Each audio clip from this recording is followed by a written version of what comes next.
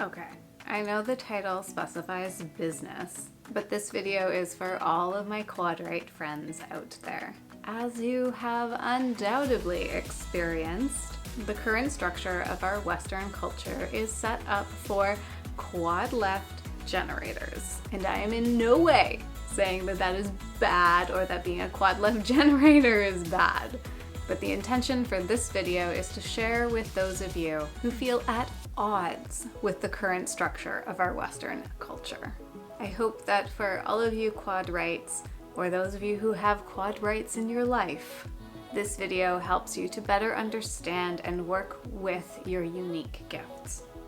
Hello and welcome to, or welcome back to, the Simply CA. My name is Alana, and on this channel you are going to find the tools, tips, resources, and coaching that will help you to better align your energy with your natural energetic alignment, living your best, most authentic, most truest to who you naturally are, soul-led life.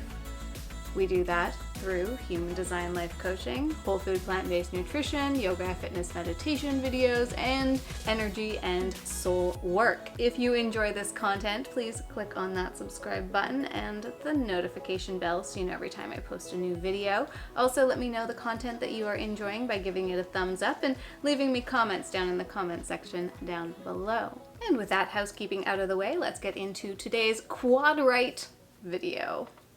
So when we're speaking about the quad right, what we're talking about are those 4 arrows at the top and on either side of the head in the human design chart. When all 4 of these arrows are pointing to the right, it is referred to as quad right. When they're all pointing to the left, it's referred to as quad left. And it can be any combination thereof.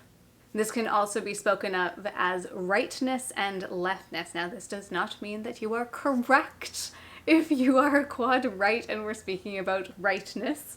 This is only a term that we use to identify the rightness in your chart, the leftness in your chart, and the energies associated with those variables. I do have an entire playlist on the variables and tons of other videos that sort of touch on them, but I will link the playlist in the description box down below. And basically, when we're speaking about the variables pointing to the left, we're talking about variables that have more masculine qualities. They're very active and driving in their energetic quality. And when we're speaking about variables that are pointing to the right, they have a receptive, feminine, go with the flow energy. Now again, as I spoke about in the manifestation video that I posted last week, that does not mean they're lazy or that they're not taking action in any way, shape, or form. It's that the action is different. The driving force behind the action might be similar, but the way in which it's approached is different. Let's make this a little bit more applicable by going arrow by arrow, using some common advice that is well-intentioned, but maybe not the best advice if you are a right-leaning or a quad right variable heavy human design energy. First up, the top left arrow is talking about digestion and consistency. Have you tried the Miracle Morning? Have you attempted to meal prep every single day of the week with the same meal and you've failed miserably at all of it? Good, because that means you're listening to your energy in not doing what they're telling you you should be doing. This is well-intentioned, well-meaning advice that works for some people, works for many people. And for those of you who have more rightness, especially a quad right, especially that top left arrow pointing to the right, this advice is not in alignment with your natural energetic rhythm. Your energy wants to ease into the day. As an example, I can wake up early, but if I have somewhere to go early, I have to give myself lead time prior to that early morning departure because I need to ease my body, myself into that get up and go. I don't wake up ready to go. Additionally, your digestive fire might be inconsistent. Some days you are famished and need to eat a whole bunch, and other days you might do just fine on smoothies or juices or light, inconsistent, infrequent meals. The lesson here is to trust that what needs to be done will be done in the correct timing. But don't force yourself to stick to a structured schedule. Allow those ebbs and flows in your day to lead you to the correct timing to complete those tasks. So instead of a schedule, try listing out the top 3 things that absolutely need to get done that day, and then allowing them to slide and slip in as your energy moves towards doing them. And if you enjoy the practices of the Miracle Morning, you don't have to wake up at 5 a.m. and do every single practice in the same order. You can slip those practices and trickle them in throughout your day, throughout your week, throughout your month, instead of a set, rigorous, structured schedule and task list that must be done at 5 a.m. Give yourself the freedom to be inconsistent and trust that the things that need to get done will get done. Besides, you're more likely to be productive working when your energy is focused on whatever it is that you need to be working on versus trying to force yourself into focus when your energy is totally somewhere else. You're going to frustrate yourself and you're going to waste a lot of energy trying to get something done that isn't in alignment with your energy in that moment. Now, the bottom left arrow is about discipline and environment. You might be the person in a meeting that sits back and observes. You watch and take in the information and the awareness of what others are up to and what others are doing. You're observing, you're watching in that environment. You're taking in the stimuli versus being the stimuli. You're not that first one to jump up and make noise and participate and lead the charge. You may have also picked up some conditioning around needing a structured and focused and consistent work environment, whether that be an office or a co-working space, but somewhere that you feel you must go in order to do your work. Your energy observes. You experience creativity and inspiration and energetic flow through observing your environment. This means you may find yourself working in a library one day and in a coffee shop another, and maybe even at a bar another day. Notice the type of work or inspiration that you need in that moment, and then adjust your surroundings for that.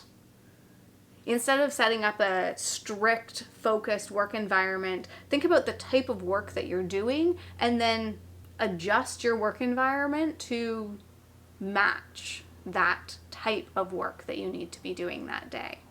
Even if you work at an office, this could be having an office or having like your main desk or going and working in the kitchen a little bit.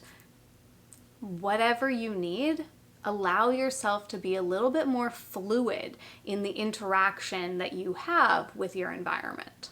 The bottom right arrow is the view perspective or strategy arrow, and this is also the one that we talk about when we talk about specific versus non-specific manifesting. Now, I did just post a manifesting video, so definitely check that one out. I'll link it down in the description. It'll also be in that variables playlist. There's this expectation that you have to know what it is that you want before you can get started. You have to have the clear picture before you get started, and that's false. It's false for everyone, but it's very false for you. You encounter life through a wide-angle lens. Each new piece of information is a new clue to piece together and refocus your strategy. As I talked about in that manifestation video, focus on the why or the values behind the why of what it is that you are looking to create and develop. Or if you're looking for a career path, focus on not just the job description, but more so about what it means to you to be in that type of role. What that type of role is going to mean for you, I think, is actually the better way of saying that. And then we get to that top right arrow, and this one is your focus, awareness, and your motivation. You may struggle with focusing on one thing at a time. You may be aware of everything that's going on around you. You could be having a conversation with one person and you can hear and listen into the conversation that's happening somewhere else. I used to be an office manager at a physiotherapy clinic, and I would be talking to the person who was coming or going, and I would be listening to what was happening on the physio clinic floor to know what I need to speak about over there while I'm having this conversation here. I feel like I've lost a little bit of that ability, but it was definitely strong in that specific environment. There also might just be some days where your motivation is on fire and you are whipping things out the door and getting things done and crossing them off your list. And there may be other days where you just sit on the couch and watch reality TV. If you need to focus on something, limit your stimuli. Turn off the music and be in an environment that is known and familiar with as few distractions as possible. Even being in a library, if it's an unknown library or an unknown area of the library, might be too distracting in those instances if you're already feeling like you're taking in too much and you really just need to focus. When you're feeling motivated, use that energy. Use it. Do the things that you need to do. Cross the things off of your list. Focus in, get things done. And when you notice that you need a breather, when your motivation is wishy-washy and all over the place, that's okay. If you know that you have to get something done, 1, 2, 3 things done in that day, then make sure that you do have those things written down and that you do allow yourself the space to do those things. But don't focus on doing more than that. Just narrow it down to the smallest number of things that have to be done and give yourself the freedom and the space to move with your energy and then get those things done.